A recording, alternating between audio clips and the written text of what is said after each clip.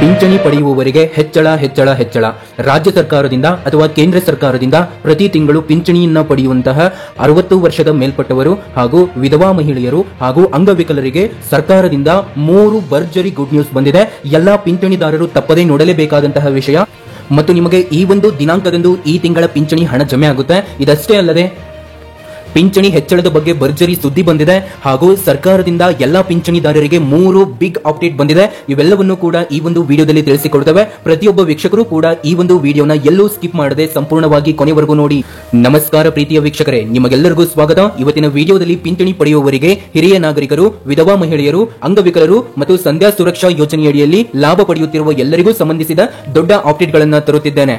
ಇಂದು ನಾವು ಪ್ರಮುಖವಾಗಿ 3 ಅಪ್ಡೇಟ್ಗಳು ಬಂದಿದ್ದಾವೆ, ಇವನ್ನ ತಿಳಿದುಕೊಳ್ಳೋಣ. ಜೊತೆಗೆ ಆನ್ಲೈನ್ ಬೆನಿಫಿಷಿಯರಿ ಲಿಸ್ಟ್ ಪರಿಶೀಲಿಸುವ ವಿಧಾನ ಮತ್ತು ದಾಖಲಾತಿಗಳ ಬಗ್ಗೆ ಸಹ ನಿಮಗೆ ತಿಳಿಸುತ್ತೇನೆ. ಈ ವಿಡಿಯೋವನ್ನ ಕೊನೆವರೆಗೂ ಕೂಡ ನೋಡಿ, ನಿಮಗೂ ಸಂಬಂಧಿಸಿದ ಮಾಹಿತಿಯನ್ನ ತಪ್ಪದೇ ತಿಳಿಯಿರಿ. ವೀಕ್ಷಕರೇ ನೋಡಿ, ನಾವು ನಿಮಗೆ ಒರಿಜಿನಲ್ ಇನ್ಫಾರ್ಮೇಶನ್ ಮಾತ್ರ ಕೊಡೋದು, ಯಾವುದೇ ರೀತಿ ಬೇಡದಿರುವಂತಹ ಮತ್ತು ನಿಮಗೆ ಡಿಸ್ಟರ್ಬ್ ಆಗುವಂತಹ ಅಪ್ಡೇಟ್ ಗಳನ್ನ ಎಂದೂ ಕೂಡ ಅಪ್ಲೋಡ್ ಮಾಡೋದಿಲ್ಲ.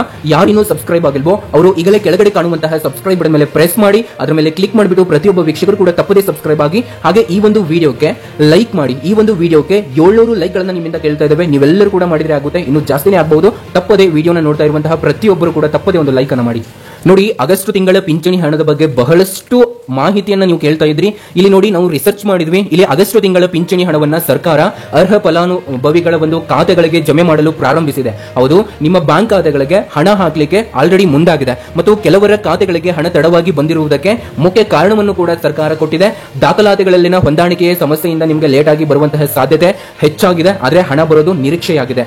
ಹಾಗಾದ್ರೆ ಇಲ್ಲಿ ಆಧಾರ್ನಲ್ಲಿ ಇರುವ ಹೆಸರು ಮತ್ತು ಬ್ಯಾಂಕ್ ಖಾತೆಯಲ್ಲಿರುವ ಹೆಸರು ಒಂದೇ ಆಗಿರದಿದ್ದರೆ ಪಾವತಿ ತಡೆಗಟ್ಟಲ್ಪಡುತ್ತದೆ ಅಂತ ಸರ್ಕಾರ ಮಾಹಿತಿಯನ್ನ ಕೊಟ್ಟಿದೆ. ಮತ್ತು ಕೆಲವು ಜನರ ಬ್ಯಾಂಕ್ IFSC ಕೋಡ್ ಬದಲಾಯಿಸುತ್ತಾದರೂ ಅದನ್ನ ಅಪ್ಡೇಟ್ ಮಾಡಿರಲಿಲ್ಲ ಅಂತಂದ್ರೆ ನಿಮಗೆ ಹಣ ಬರುವುದಿಲ್ಲ ಈ ಬಾರಿ. ಮತ್ತು ಈಗ ಪಿಂಚಣಿ ಇಲಾಖೆ ಪರಿಶೀಲನೆ ಮಾಡಿ ಬಾಕಿ ಹಣವನ್ನ ಬಿಡುಗಡೆ ಪ್ರಕ್ರಿಯೆ ಆರಂಭಿಸಿದೆ. ಅಂತಂದ್ರೆ ಇವಾಗ ನಿಮಗೆ ಈ ತಿಂಗಳಿನ ಹಣವನ್ನ ಪಡಿಲಿಕ್ಕೆ ಇನ್ನೂ ಅನೇಕ ಜನರು ಸೇರ್ಪಟ್ಟಿದ್ದಾರೆ. ಇವರಿಗೆಲ್ಲರಿಗೂ ಕೂಡ ಪರಿಶೀಲನೆಯನ್ನ ನಡೀತಾ ಇದೆ. ಪ್ರತಿ ತಿಂಗಳು ನಿಮಗೆ ಹಣ ಬರಬೇಕು ಅಂತಂದ್ರೆ ನಿಮಗೆ ಅಪ್ಲಿಕೇಶನ್ ಹಾಕಿದಾಗ ಒಂದೇ ಬಾರಿಗೆ ಪರಿಶೀಲನೆ ಮಾಡ್ತಾ ಇದ್ರು, ಇವಾಗ ಹಾಗಲ್ಲ, ಪ್ರತಿ ತಿಂಗಳನ್ನು ಕೂಡ ಪರಿಶೀಲನೆಯನ್ನ ಮಾಡ್ತಾರೆ. ನೋಡಿ, 60 ವರ್ಷದ ಮೇಲ್ಪಟ್ಟವರಿಗೆ ಇದು ಹೆಚ್ಚಾಗಿ ಆದ್ಯತೆಯನ್ನ ಕೊಡಲಾಗಿದೆ. ಆದರೂ ನಿಮ್ಮ ಖಾತೆಗೆ ಹಣ ಇನ್ನೂ ಬಂದಿಲ್ಲ ಅಂದ್ರೆ ತಕ್ಷಣವೇ ಪಿಂಚಣಿ ಇಲಾಖೆಗೆ ನೀವು ಭೇಟಿ ನೀಡಿ ಮತ್ತು ಈ ದಾಖಲಾತಿಗಳನ್ನು ನೀವು ತೆಗೆದುಕೊಂಡು ಹೋಗಬೇಕು ಅಂತ ಸರ್ಕಾರ ತಿಳಿಸಿದೆ. ದಯವಿಟ್ಟು ವಿಡಿಯೋನ ಕೊನೆವರೆಗೂ ಕೂಡ ನೋಡಿ, ತಪ್ಪದೇ ಒಂದು ಲೈಕ್ ಅನ್ನು ಮಾಡಿ. ನೋಡಿ, ಆಧಾರ್ ಕಾರ್ಡ್, ಬ್ಯಾಂಕ್ ಪಾಸ್ಬುಕ್ ಮತ್ತು ಪಾಸ್ಬುಕ್ಕಿನ ಸ್ಟೇಟ್ಮೆಂಟ್ ಅನ್ನು ಕೂಡ ತೆಗೆದುಕೊಂಡು ಹೋಗಬೇಕು ಮತ್ತು ಪಿಂಚಣಿ ಕಾರ್ಡ್ ಅಥವಾ ಅರ್ಜಿ ಸಂಖ್ಯೆಯನ್ನು ನೀವು ತೆಗೆದುಕೊಂಡು ಹೋಗಬೇಕು, ಯಾರಿಗೆ ಈ ರೀತಿ ಸಮಸ್ಯೆ ಆಗಿದೆ ಅವರಿಗೆ. ನೋಡಿ, ಇವಾಗ ಸೆಪ್ಟೆಂಬರ್ ತಿಂಗಳ ಪಿಂಚಣಿ ಹಣದ ಬಗ್ಗೆ ಕೂಡ ಸರ್ಕಾರದಿಂದ ಮಾಹಿತಿ ಬಂದಿದೆ. ಯಾರು ಇಲ್ಲಿ ಅಂಗವಿಕಲರು ಇದ್ದಾರೆ, ಯಾರು ವಿಧವಾ ಮಹಿಳೆಯರು ಇದ್ದಾರೆ, ಯಾರು 60 ವರ್ಷದ ಮೇಲ್ಪಟ್ಟಂತಹ ಫಲಾನುಭವಿಗಳಿದ್ದಾರೆ, ಇವರಿಗೆ ಸಾಮಾನ್ಯವಾಗಿ ಪಿಂಚಣಿ ಹಣವನ್ನು ಸರ್ಕಾರ ತಿಂಗಳ ಮೊದಲ ವಾರದಲ್ಲಿ ಪಾವತಿಸುತ್ತದೆ. ಈ ಬಾರಿ ಸೆಪ್ಟೆಂಬರ್ 1ರಿಂದ 7ರ ಒಳಗಾಗಿ ಹಣ ಖಾತೆಗಳಿಗೆ ಜಮೆ ಆಗಲಿದೆ ಅಂತ ಸರ್ಕಾರ ಮಾಹಿತಿಯನ್ನು ಕೊಟ್ಟಿದೆ. ಮತ್ತು ಬ್ಯಾಂಕ್ ಪಾವತಿ ಬಂದಿದೆಯೇ ಇಲ್ಲವೇ ಎಂಬುದನ್ನು ಹೇಗೆ ಚೆಕ್ ಮಾಡೋದು ಅಂದ್ರೆ, ನಿಮ್ಮ ಬ್ಯಾಂಕ್ ಪಾಸ್ಬುಕ್ ನಲ್ಲಿ ಎಂಟ್ರಿ ಮಾಡಿಸಿ ನೀವು ಚೆಕ್ ಮಾಡ್ಕೊಳ್ಳಿ. ಇಲ್ಲಾಂದ್ರೆ ಆನ್ಲೈನ್ ಸೆಟ್ ಬ್ಯಾಂಕಿಂಗ್ ಅಥವಾ ಇಲ್ಲಿ ಮೊಬೈಲ್ ಬ್ಯಾಂಕಿಂಗ್ ಅನ್ನು ಬಳಸಿ ಚೆಕ್ ಮಾಡ್ಕೊಳ್ಳಿ, ಅಥವಾ Google pay, Paytm, phone pay ಇದ್ರ ಮುಖಾಂತರ ಚೆಕ್ ಮಾಡ್ಕೊಳ್ಳಿ.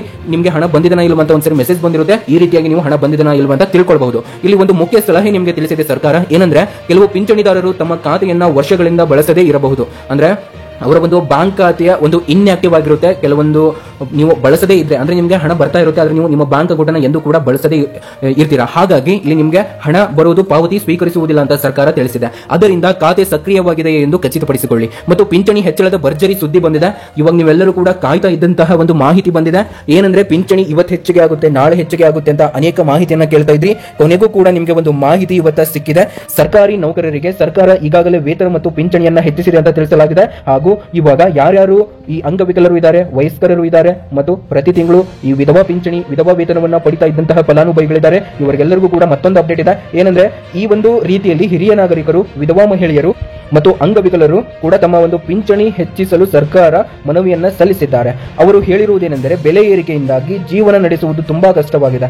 ಈ ನೀವು ಕೊಡ್ತಾ ಇದ್ದೀರಾ 800 ರೂಪಾಯಿ, 1000 ರೂಪಾಯಿ, 1200 ರೂಪಾಯಿ, ಆದ್ರೆ ನೀವು ಎಲ್ಲಾ ರೀತಿಯ ಬೆಲೆಗಳನ್ನು ಕೂಡ ದಿನ ಬಳಸ್ತಾ ಇರುವಂತಹ ಬೆಲೆಗಳನ್ನ ಏರಿಕೆ ಮಾಡ್ತಾ ಇದ್ದೀರಾ, ಆದ್ರೆ ನಮ್ಮ ಪಿಂಚಣಿಯನ್ನ ನೀವು ಏರಿಕೆ ಮಾಡ್ತಾ ಇಲ್ಲ. ದಯವಿಟ್ಟು ಇದನ್ನ ಏರಿಕೆ ಮಾಡಿ ಅಂತ ಸರ್ಕಾರಕ್ಕೆ ಬೇಡಿಕೆಯನ್ನ ಈಡೇರಿಸುತ್ತಿದ್ದಾರೆ. ನೋಡಿ, ಇಲ್ಲಿ ಪ್ರಸ್ತುತವಾಗಿ ಸಂಧ್ಯಾ ಸುರಕ್ಷಾ ಯೋಜನೆ, ಈ ಸೀನಿಯರ್ ಸಿಟಿಜನ್ ಪೆನ್ಷನ್ ಇಂದ 1200 ರೂಪಾಯಿ ಹಣ ನಿಮ್ಮ ಬ್ಯಾಂಕ್ ಖಾತೆಗಳಿಗೆ ಜಮೆ ಆಗುತ್ತೆ ಮತ್ತು ಇಲ್ಲಿ ವಿಧವಾ ಪೆನ್ಷನ್ ಇಂದ 800 ರೂಪಾಯಿ ಹಣ ಜಮೆ ಆಗುತ್ತೆ ಮತ್ತು ಡಿಸೇಬಲ್ ಪೆನ್ಷನ್ ಅಂದ್ರೆ ಅಂಗವಿಕಲರ ಪಿಂಚಣಿಯಿಂದಲೂ ಕೂಡ 800 ರೂಪಾಯಿಂದ 1600 ರೂಪಾಯಿ ಹಣ ನಿಮ್ಮ ಬ್ಯಾಂಕ್ ಖಾತೆಗಳಿಗೆ ಜಮೆ ಆಗುತ್ತೆ.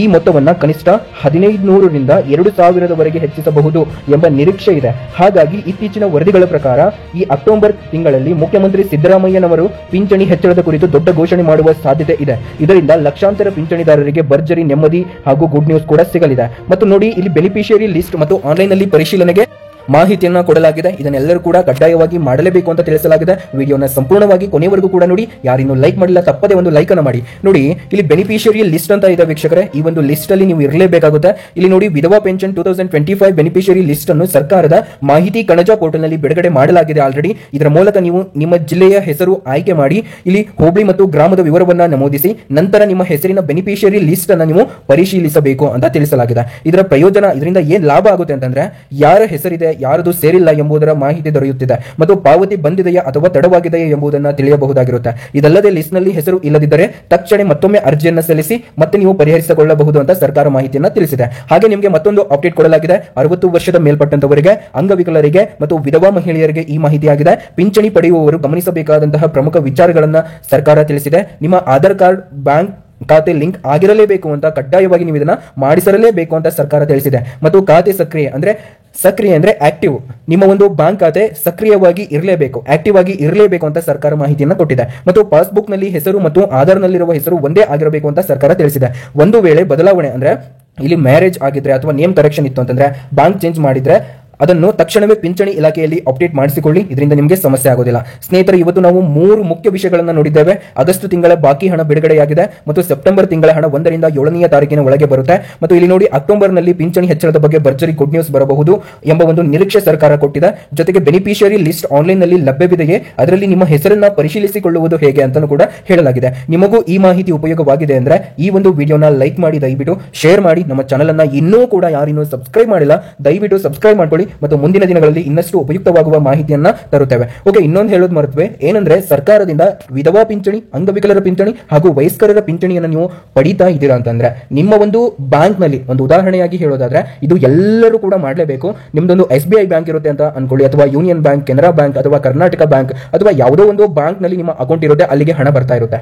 ಆದ್ರೆ ನೀವು ಇವಾಗ Google pay, phone pay, Paytm ಬಳಸೋದ್ರಿಂದ ಪೂರ್ತಿ ಹಣವನ್ನ, ನಿಮ್ಗೆ ಬೇಕಾಗಿರುತ್ತೆ ಹಣವನ್ನ ಫುಲ್ ನೀವು ಖಾಲಿ ಮಾಡಿಬಿಟ್ಟಿರ್ತೀರಾ. ಈ ಒಂದು ಸಮಯದಲ್ಲಿ ನಿಮ್ಮ ಒಂದು ಅಕೌಂಟ್ ನಲ್ಲಿ ಮಿನಿಮಮ್ ಹಣವನ್ನ ಇಡಲೇಬೇಕಾಗಿರುವುದರಿಂದ ನೀವು ಈ ರೀತಿ ಮಾಡಿದ್ರೆ ನಿಮಗೆ ಹಣ ಬರೋದಕ್ಕೆ ತಡವಾಗುತ್ತೆ ಮತ್ತು ಬರದೇನೂ ಇರಬಹುದು ಅಂತ ಸರ್ಕಾರ ಮಾಹಿತಿಯನ್ನ ಕೊಟ್ಟಿದೆ.